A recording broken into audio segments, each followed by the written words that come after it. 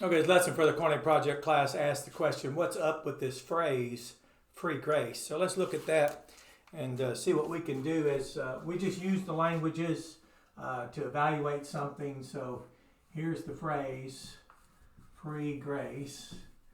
Hear it a lot. There's actually, the phrase is free gift in our English Bible, what I call the Bible. There we go, free gift. Now, this word gift, for example, let's just take that over here, is from hey, do, re, ah. Do, re, ah. There we go. So that's the gift. The gift. And then this term here, free grace, for example, and free gift, I have not done any research on like what's the history where this originated. I've seen this phrase in systematic theology textbook in the seminary. I know it's in books that I read from Baptist authors. So this is the phrase actually in English. And we'll just look at this. So this is from, let's start off with grace, charis. Charis. And the ending is just like our letter S. So this is grace. So this is in this word. So we have grace here. And then there is no word free here, except there are places where we're justified freely by His grace. So we're just trying to understand what it is. But then if you go on and look at what is this word that is here, that's called free grace, and that is actually in the Bible for this. Let's look at that for a moment. So we have, I could change colors and make it a little better. So we have charis. We have charis. Charis. There we go.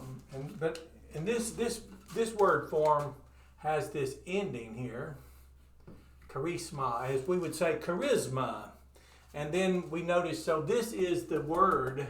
So it's an extension of grace. We can see that. It's from the verb charizomai, which is a deponent, middle and passive in form, but active in meaning. So you can see here's charis, here's charis, here's the word gift.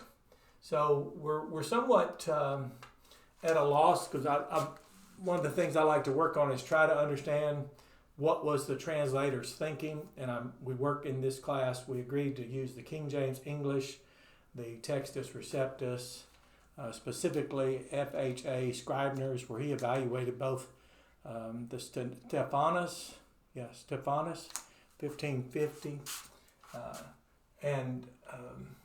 I'll only forget the other one when I say the other one first, but we use that one, and then of course Biblical Hebrew, and then of course we've now ventured into the Koine Old Testament, which if you know and use Koine Greek, you can use the Old Testament.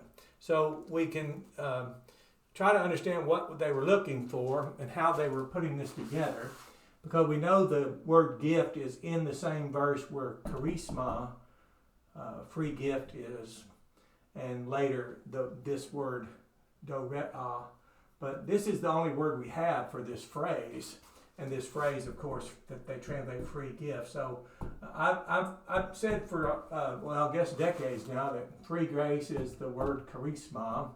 And then, of course, we have in Ephesians 2:5, we had that chariti, which is it's the noun charis, grace, but it's locative. I'll put all that here. It's locative, instrumental, dative, locative, instrumental, and dative. So this is in, at is locative, instrumental is with, by, and then dative is to and for. So this is when I explain in a lesson how it's all grace. For example, if we were to look at this, we would see that it's in grace, it's at grace, it's with grace, it's by grace, it's with reference to grace, and it's for the interest of grace. No definite article there. And Paul had said, you all are, this is This is what we call the periphrastic perfect, where he's emphasizing the present ongoing reality of God's grace, the consequence. So we have this periphrastic perfect says sos menoi. Those of you that know this one, I don't argue with people who don't know the Bible teaches this. We're here to teach. We're here to communicate. And then when we do that, then it's really not in a vacuum, because we know that the one who inspired our Bible is the one who also leads us to posit outwardly from it, not out from mental constructs, not out from jargon or form categories. So we have this, you all are ones who have been, and you remember this is a perfect, so it's completely saved. There's no initial, partial, final, whatever you call all that. Completely saved. And here's where the emphasis is. Here's where Paul's putting the emphasis, just like a light. He's really wanting to brighten this up. And have been, that's previously, a point in time in the past. There we go. A point in time in the past, simple point there. Completely saved, and are presently, there we go. Presently being, notice that passive voice, being everlastingly saved. And notice what he said, in grace, at grace, with grace, by grace, to grace, for grace, it's all grace. And you could actually take, if you wanted, and put all these, the direction here, in, at, if you wanted to really emphasize, because there's not another place at which you'll find grace. Now in this text, it's where you'll hear a lot of times, we see this, let me get out of the way, Christo, and this would be equivalent. This is in Christ. In Christ. This would equal that. Let's just put the equal sign here. Yeah, this would equal, these two would equal. Now if you go to Ephesians 2:8, the difference here in Ephesians 2:8 is you actually have this definite article. You have te, gar, that's for, by the, and then we have karidi, by the grace, for by the grace, that's in the grace also, in all that, by the grace, you all are one. Now this is a personification, this phrase, the grace, I'll just go ahead and write it out because it's our language class. This phrase here, the karidi, that's a personification of in the Christ, to Christo. That's why that's an equivalent expression. This is a personification of Jesus here. So this is what the term's all about, and you'll notice, which I'll do it in another lesson, but you'll notice this is passive voice.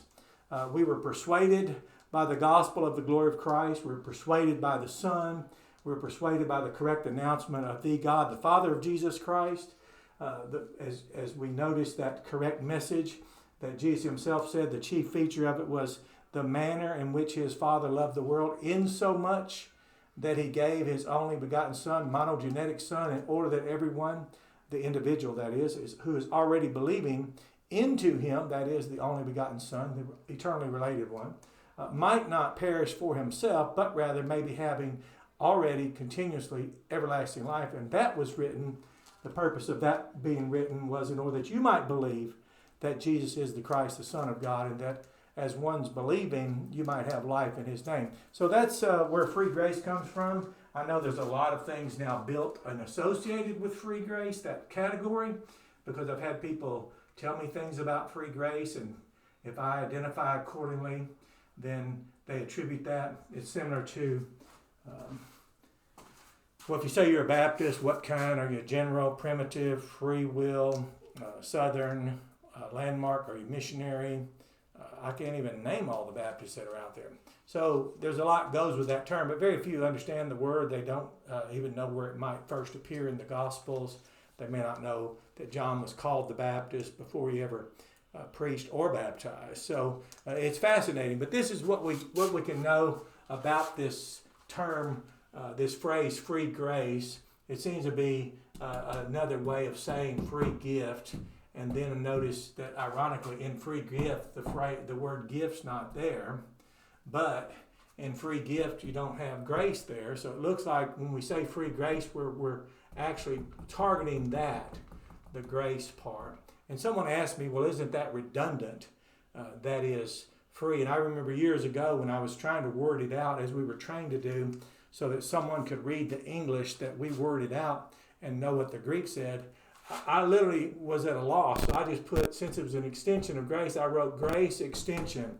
And of course, people in the class or classmates would know the struggle of trying to say and word something out mechanically in English that would clue them or indicate to them in such a manner they could replicate the Koine Greek test. So this is it. This is enough about the phrase free grace and what's it about. But it seemed like the need arose to return the focus on God's grace. As at Grace Evangelical Society, they say, remain focused on grace. Grace in focus. So you have a blessed day. Enjoy this lesson.